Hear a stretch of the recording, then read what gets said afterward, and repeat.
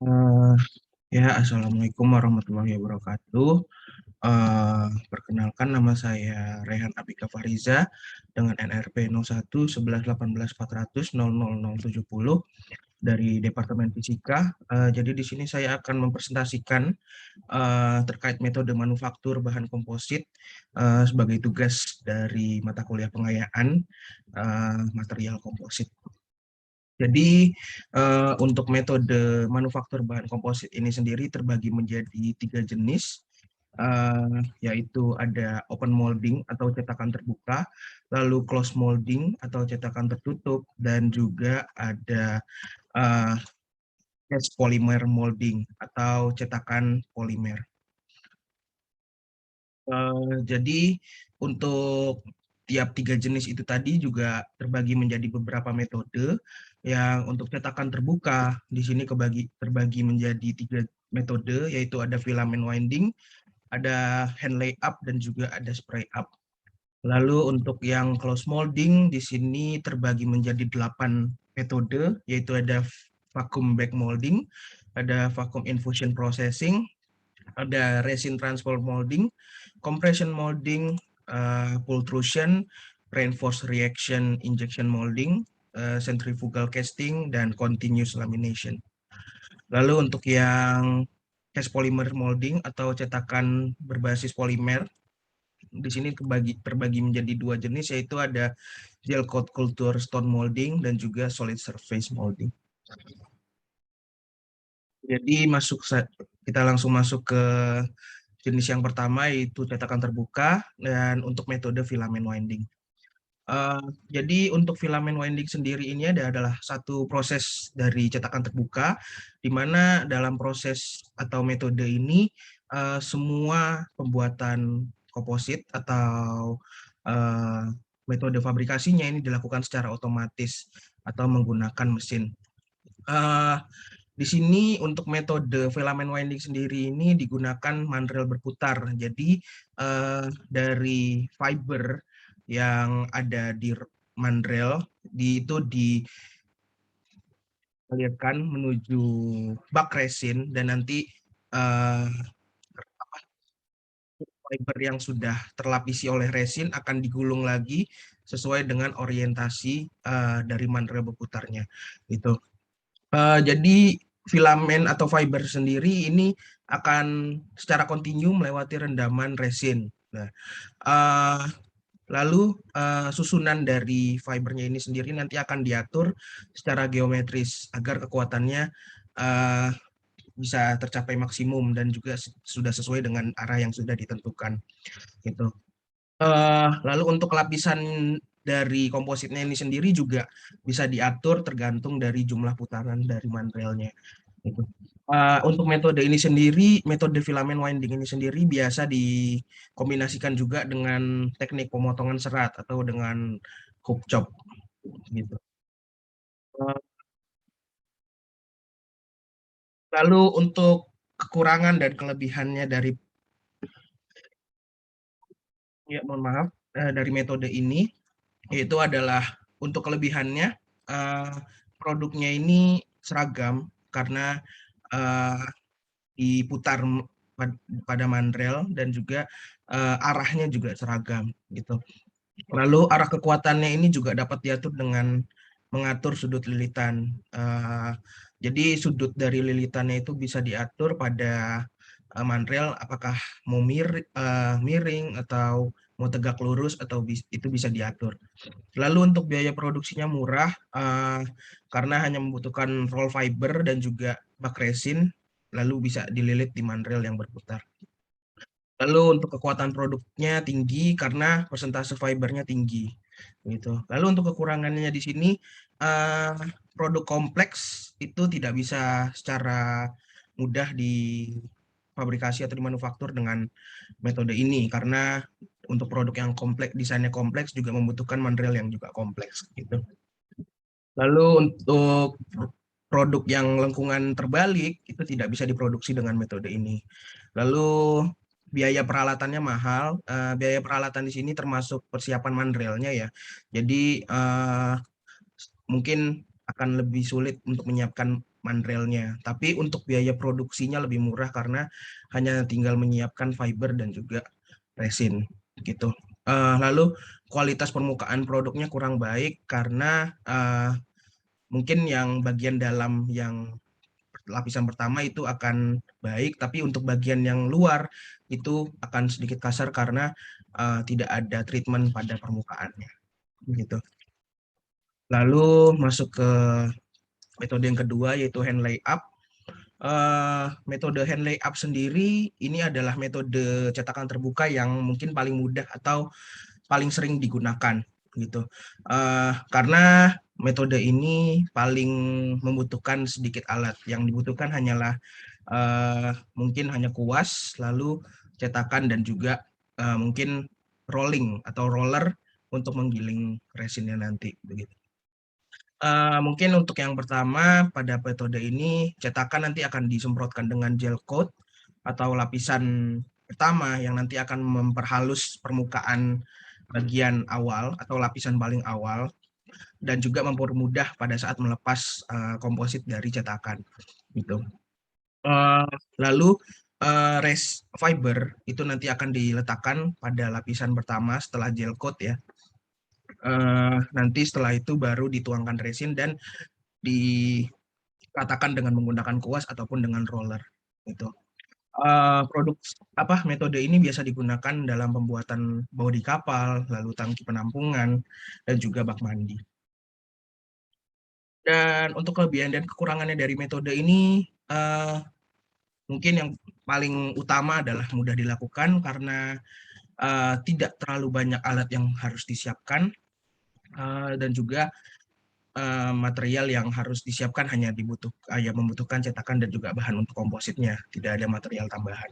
Dan alat-alatnya juga hanya membutuhkan tadi roller dan juga kuas, sehingga biayanya murah dan untuk aplikasinya sangat simpel gitu. Biaya murah ini sendiri juga terpengaruh oleh tadi biaya alat juga karena hanya membutuhkan kuas dan juga roller.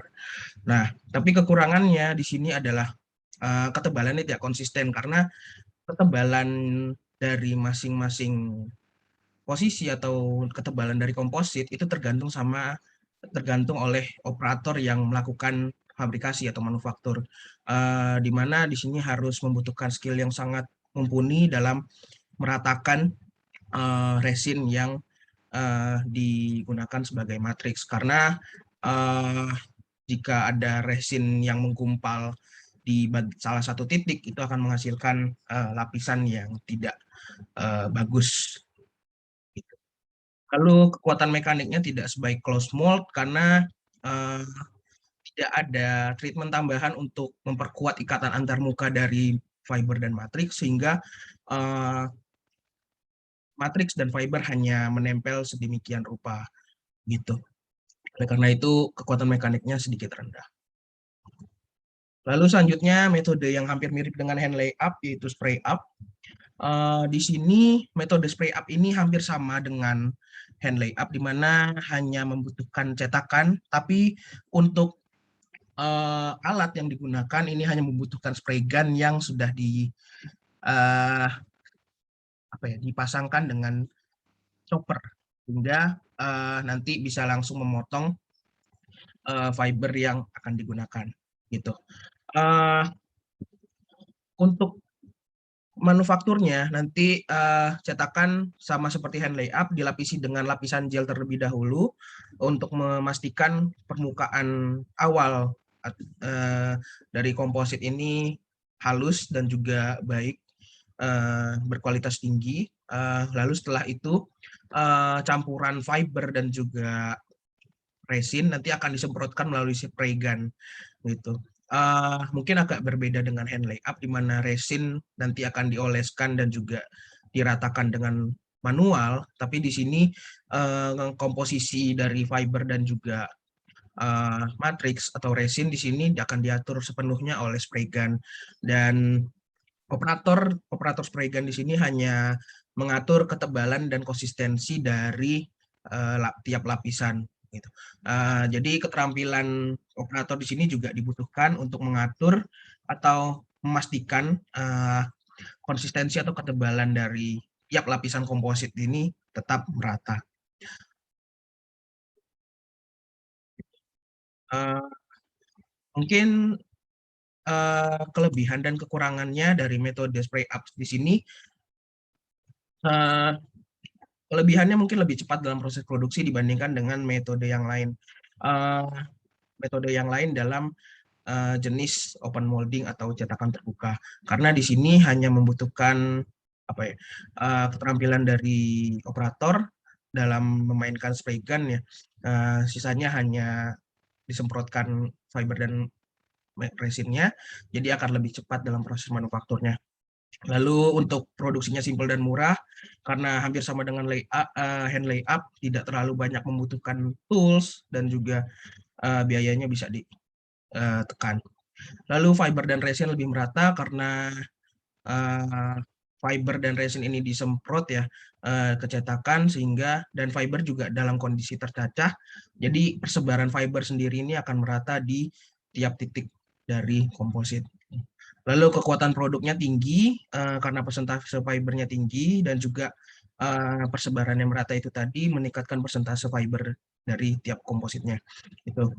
Mungkin untuk kekurangannya hampir sama dengan hand layup, ya ketebalannya bisa tidak konsisten karena ketebalan dari kompositnya ini sendiri tergantung oleh operator yang menjalankan alatnya.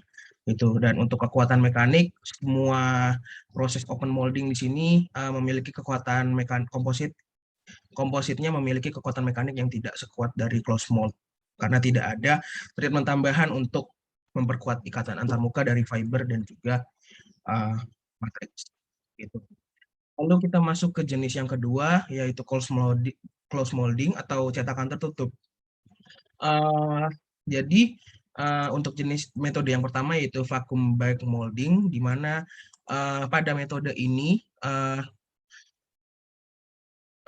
dapat meningkatkan sifat mekanis dari lapisan komposit, karena di sini mungkin metode ini adalah improvement dari metode hand layup, di mana pada awalnya material komposit ini dipersiapkan dengan metode hand layup, yaitu resin dioleskan pada bagian permukaan atas fiber, lalu dibuat secara berlapis-lapis. Nah, setelah itu udara yang ada di dalam, lalu setelah itu, mohon maaf, komposit yang sudah disiapkan dengan metode hand layup itu nanti akan ditutup dengan vacuum bag, lalu juga akan kompresi atau disedot udara bagian dalamnya untuk menciptakan keadaan vakum. Lalu nanti akan menekan komposit yang sudah dibuat dengan metode hand layup tadi. Tujuannya apa? Jadi metode ini bertujuan untuk meningkatkan kompaksi, membuat komposit ini menjadi lebih kompak, karena komposit yang sudah dibuat berlapis-lapis ini akan ditekan dengan memanfaatkan tekanan udara dari luar, lalu akan menekan komposit hingga membuat rongga-rongga udara atau resin yang berlebih itu akan keluar dari lapisan-lapisan komposit. Hal ini akan menciptakan lapisan yang merata antara fiber dan juga matriks, sehingga ikatan antarmuka dan juga persentase dari fibernya juga akan meningkat. Gitu. Lalu untuk kelebihan dan kekurangannya di sini, mungkin kelebihannya adhesi lebih baik antar lapisan, yaitu tadi karena rongga-rongga udara dan juga resin-resin yang berlebih yang membuat lapisan antar resin dan fiber itu tidak merata menjadi merata. Jadi dan juga karena ditekan, ikatan antarmuka dari fiber dan juga matriks akan lebih tinggi.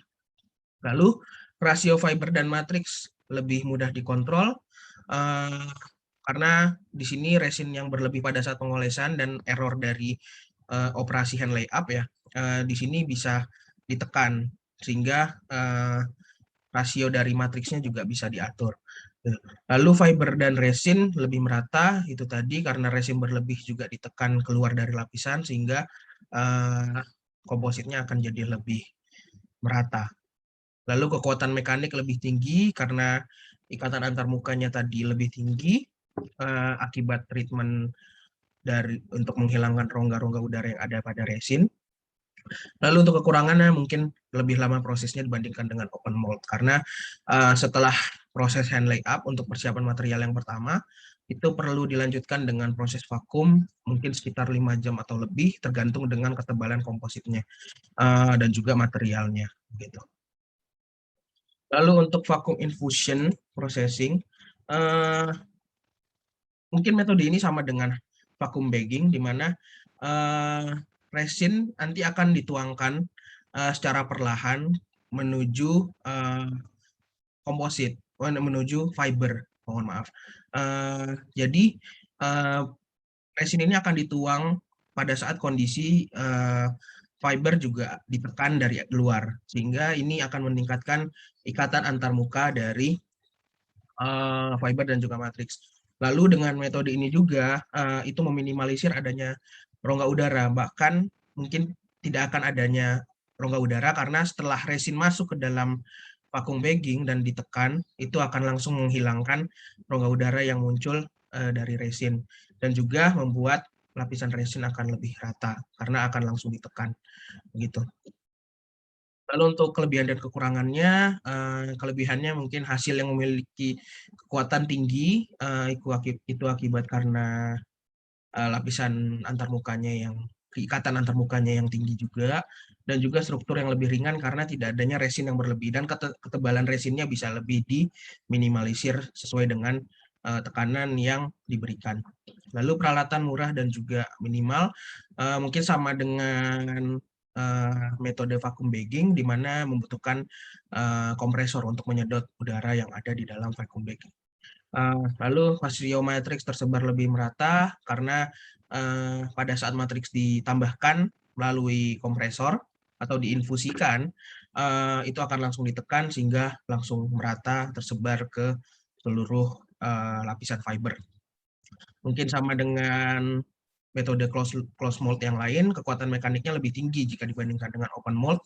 Namun kekurangannya prosesnya pasti lebih lama karena untuk menambahkan resinnya perlu ditambahkan secara sedikit demi sedikit.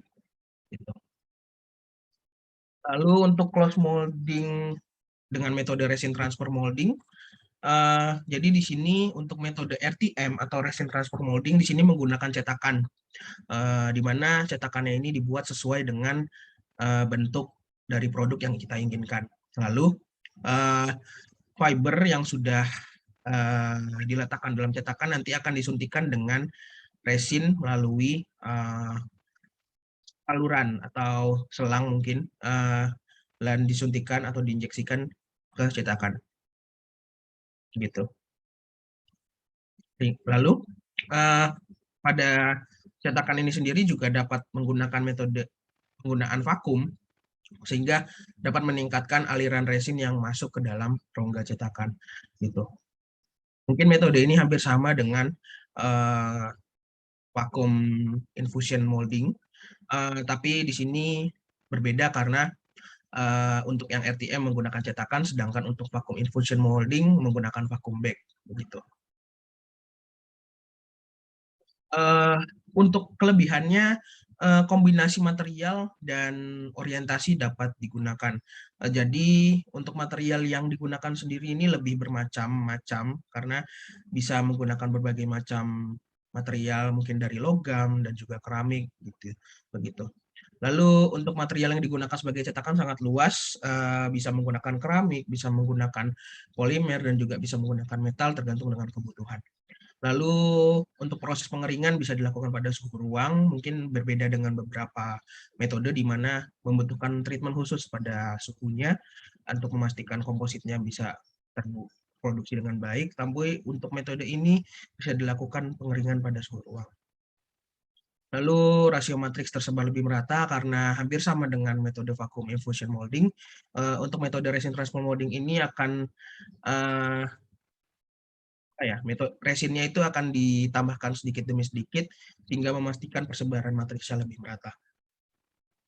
Lalu untuk prosesnya, untuk kekurangannya mungkin prosesnya lebih rumit dibanding open mold karena untuk pembuatan dengan komposit dengan metode ini harus menyiapkan cetakan yang sesuai dengan produk yang akan kita buat. Jadi kita harus menyiapkan cetakannya, lalu untuk pembuatan cetakannya juga mungkin akan sedikit lebih mahal tergantung dengan material yang digunakan. Jika menggunakan metal mungkin akan lebih mahal dibandingkan menggunakan polimer atau keramik. Begitu. Lalu untuk selanjutnya adalah metode compression molding, di mana mungkin hampir sama dengan eh, metode RTM, tapi mungkin perbedaannya di sini resin sudah ditambahkan pada saat akan ditekan, gitu. Eh, Metode ini menggunakan volume dan tekanan tinggi, eh, oleh karena itu mungkin akan lebih cocok pada saat penggunaan eh, desain yang kompleks. Dan untuk metode ini juga terbagi menjadi 3 jenis, itu bergantung dengan material cetakannya. Bisa sheet molding compound atau cetakannya berbentuk lembaran, bulk, dan juga thick molding compound. Dan untuk metode ini juga cetakan yang digunakan juga harus dipanaskan pada suhu sekitar 250 sampai dengan 400 derajat Fahrenheit. Lalu juga dimonting atau ditempatkan pada tempat seperti apa yang dibaut ya, dan lalu ditekan dengan penekan hidrolik. Lalu setelah resin berlebih keluar dari cetakan, akan ditunggu hingga kering dengan ketebalan dan juga yang sudah disesuaikan dengan tekanannya. Lalu untuk kelebihannya, desain partnya lebih fleksibel karena cetakan dapat bervariasi. Lalu resin dan fiber lebih tersebar merata karena ada proses penekanan tadi, sehingga resin berlebih bisa langsung tertekan keluar dari cetakan. Lalu meminimalisir adanya post processing karena cetakan yang digunakan itu akan dipanaskan, otomatis hasil dari komposit yang dibuat atau diproduksi akan memiliki lapisan luar atau permukaan yang lebih halus dibandingkan proses yang lain, gitu. Sehingga tidak meminimalisir adanya post processing di mana harus melakukan treatment lagi ke permukaannya.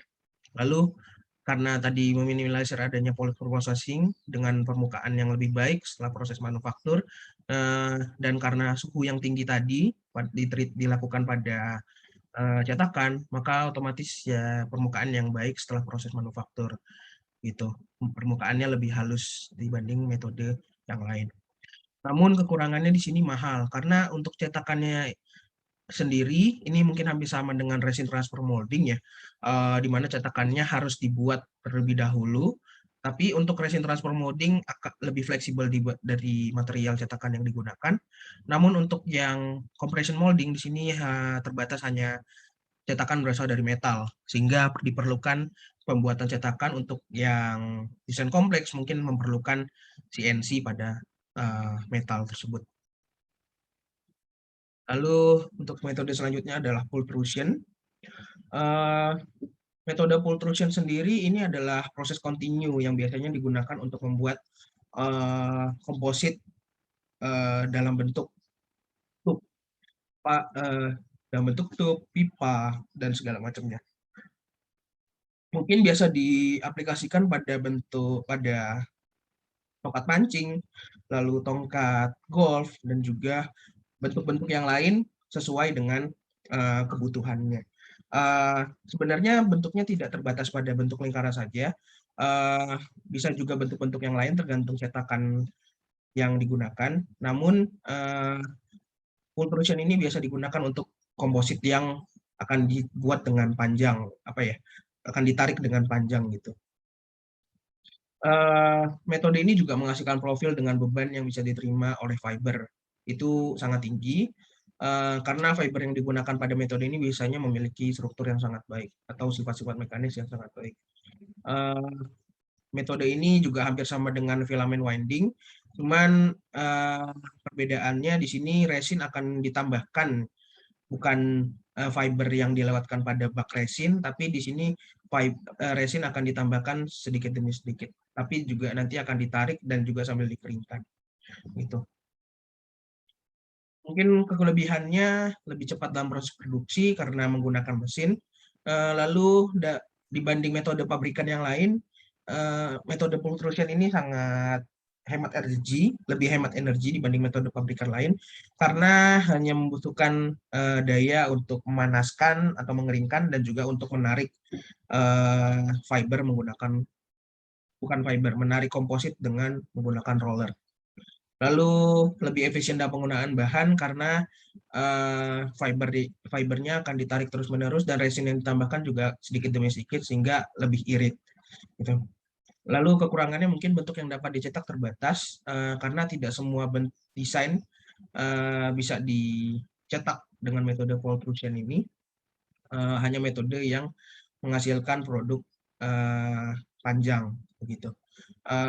Material yang dapat digunakan juga terbatas, jadi tidak semua resin dan semua fiber bisa digunakan dengan metode pultrusion ini karena metode pultrusion ini menarik fiber dan juga resin sehingga ada beberapa fiber yang mungkin tidak bisa ditarik dengan kekuatan dari mesin pultrusion ini. Lalu untuk metode selanjutnya ada reinforced reaction injection molding. Metode ini itu mencampurkan antara dua resin, dua jenis atau lebih resin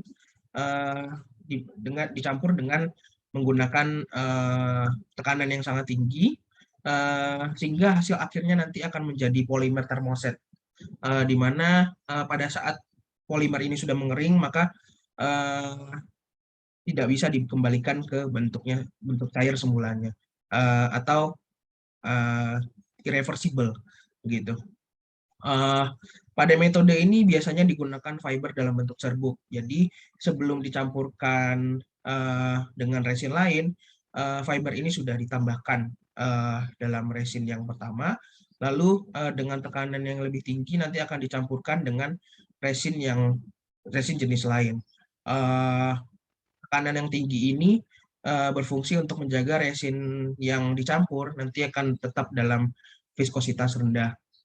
Lalu pada saat sebelum ditambahkan kecetakan, tekanan diturunkan hingga membuat atau tetap menjaga campuran resin itu tadi tetap dalam kondisi cair atau berviskositas rendah sampai disuntikkan ke dalam cetakan. Dan bisa untuk proses pengeringannya akan dilakukan pada saat sudah masuk ke dalam cetakan. Menjaga kondisi resin atau campuran resin dan juga fiber ini dalam kondisi cair itu sangat penting karena pada saat dibutuhkan kondisi yang cair pada saat atau berviskositas rendah pada saat disuntikan ke dalam cetakan dan tidak untuk mencegah campuran tersebut mengering pada saat akan disuntikan ke dalam cetakan. Lalu untuk keunggulannya, peningkatan sifat-sifat mekanik diakibatkan campuran beberapa jenis resin.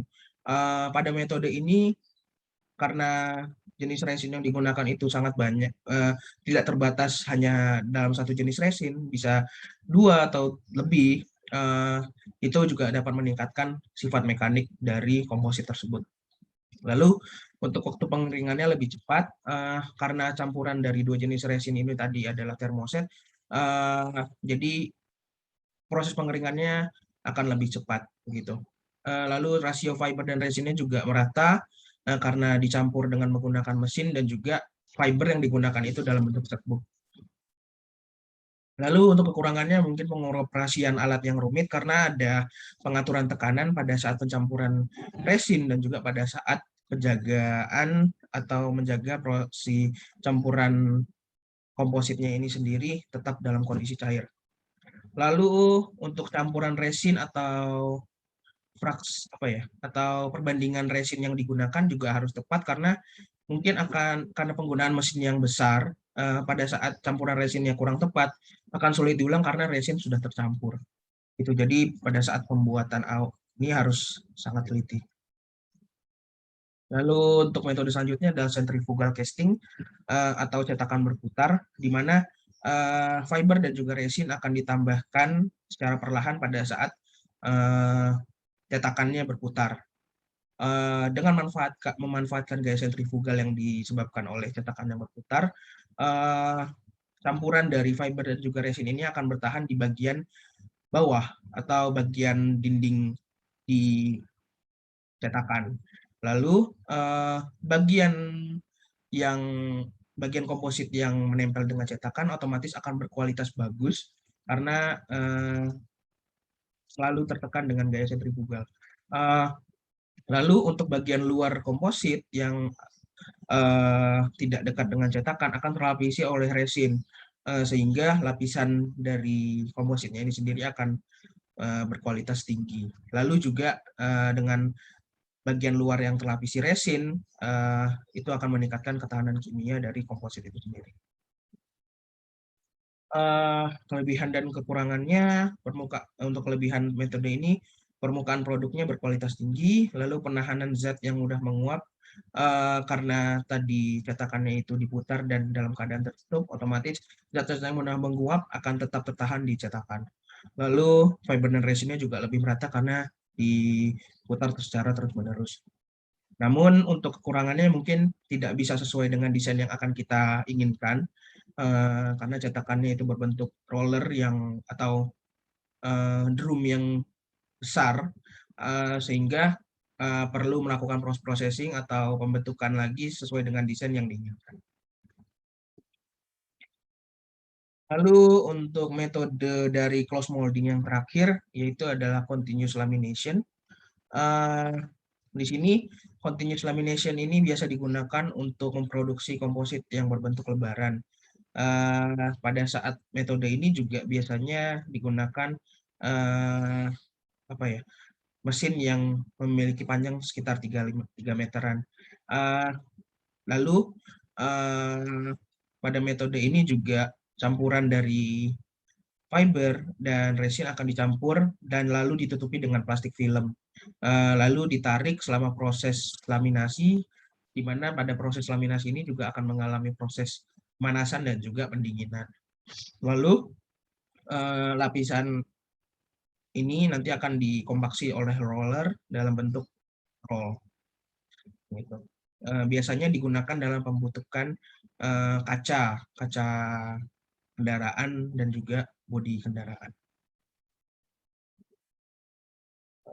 Pada metode ini biasanya juga menggunakan resin polyester atau matriks polyester dan juga akrilik di sini untuk memanfaatkan sifat tahanan airnya. Lalu untuk metode atau jenis yang ketiga yaitu adalah cast polymer molding, di mana cetakannya ini terbuat dari polimer yang dicetak. Begitu. Untuk yang pertama ada gel coat culture stone molding, di mana gel coat culture stone ini adalah polyester resin yang digunakan untuk membuat permukaan luar dari produk komposit menjadi halus dan juga tahan dalam segala cuaca.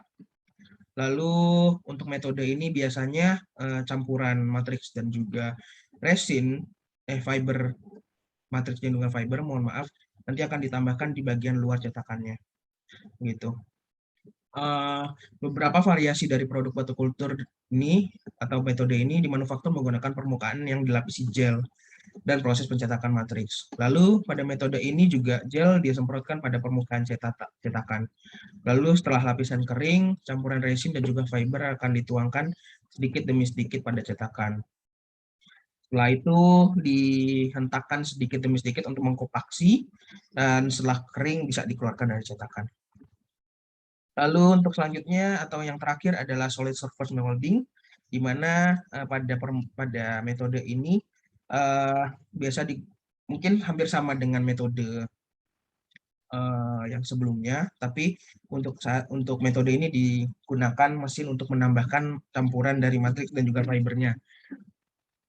Nah, hasil dari metode ini adalah permukaan yang halus dan juga permukaan yang natural seperti halnya pada batu natural begitu. Dan biasanya metode ini digunakan untuk pembuatan produk-produk yang ada pada dapur untuk memastikan produknya ini bentuknya menghasilkan bentuk yang natural gitu.